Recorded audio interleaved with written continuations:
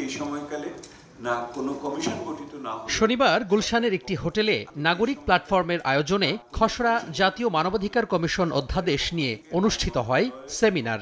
এতে জুলাই গণঅভ্যুত্থান পরবর্তী শাসন ব্যবস্থায় পরিবর্তন হলেও মানবাধিকার ইস্যুতে মোটা দাগে প্রশ্ন আছে বলে মন্তব্য করেন মানবাধিকার কর্মী, রাজনৈতিক ব্যক্তিত্ব ও বিশিষ্টজনরা। এমন বাস্তবতায় উঠে আসে অধ্যাদেশের খসড়ার নানা অসঙ্গতি। বক্তারা বলেন, শিশু ও নারীদের মানবাধিকার নিয়ে বর্তমান সরকার এখনো উদাসীন। ইন্টারিম গভর্নমেন্ট যেটার জন্য তাদেরকে আসলে গঠন করা হয়েছিল মানবাধিকার প্রতিষ্ঠার জন্য এবং বিচারের দাবিতে জুলাইয়ের এই আত্মত্যাগের পরে, সেই জিনিসটা আসলে ক্ষমতায় যাওয়ার পর বা বসার পরে সেই জিনিসটার পরিবর্তনটা হয়ে যায়। 400 গণতান্ত্রিক আন্দোলনে এত শিশু পৃথিবীর আর কোথাও নিহত হয়নি।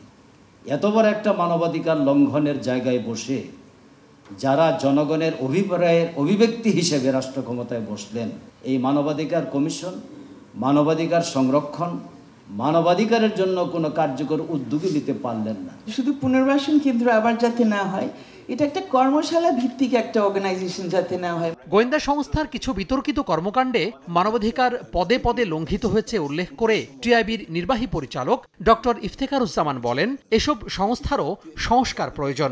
আর গত 1 বছরে বাংলাদেশে কোনো মানবাধিকার কমিশন হয়নি উল্লেখ করে ডক্টর দেবপ্রিয় ভট্টাচার্য বলেন, অতীতে নাগরিকদের চাপে পড়ে যে কমিশন গঠন হয়েছে তাও ছিল নখদন্তহীন। রাজনৈতিক অনুশীলনকে সঠিক পথে রাখা এবং বিপন্ন মানুষের অধিকারকে সুরক্ষা দেওয়া, এই সবগুলোর জন্য আমাদের বিচার ব্যবস্থাকে শক্তিশালীভাবে আমাদের যদি রক্ষা কবচ হিসেবে ব্যবহার না করা যায়, তাহলে আমরা কিন্তু সমাজ হিসেবে আগাতে পারবো না। নিরাপত্তা সংস্থা যতগুলো আছে, রাষ্ট্রীয় সংস্থা, সেনাবাহিনী থেকে শুরু করে গোয়েন্দা সংস্থাগুলো, সবাইকে এই মানবাধিকারের এখতিয়ারভুক্ত কমিশনের এখতিয়ারভুক্ত করতে হবে।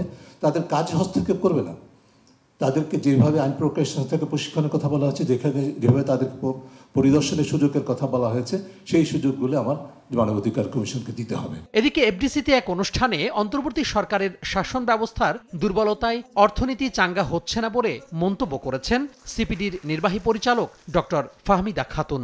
আইন শৃঙ্খলা পরিস্থিতি দুর্বল অবস্থায় রয়েছে, সেখানে না আছে ব্যবসা প্রতিষ্ঠানের একটা নিশ্চয়তা, না আছে মানুষের ঘর বাড়ির নিশ্চয়তা। এরকম একটা দুর্বল শাসন ব্যবস্থার মধ্যে অর্থনৈতিক কর্মকাণ্ড পরিচালনা করা সম্ভব না। সেই জন্যই নির্বাচন খুব গুরুত্বপূর্ণ। অনুষ্ঠানে অর্থনীতিকে চাঙ্গা করতে বিদেশি বিনিয়োগ বৃদ্ধিতে জোর দেওয়ার তাগিদ দেন বক্তারা। গণতান্ত্রিক সরকার আসলে বাংলাদেশ অর্থনৈতিক স্থিতিশীলতা ফিরে পাবে। তোহা খান তামিম, সময় সংবাদ, ঢাকা। আরো বেশি দ্রুত গতিতে হবে।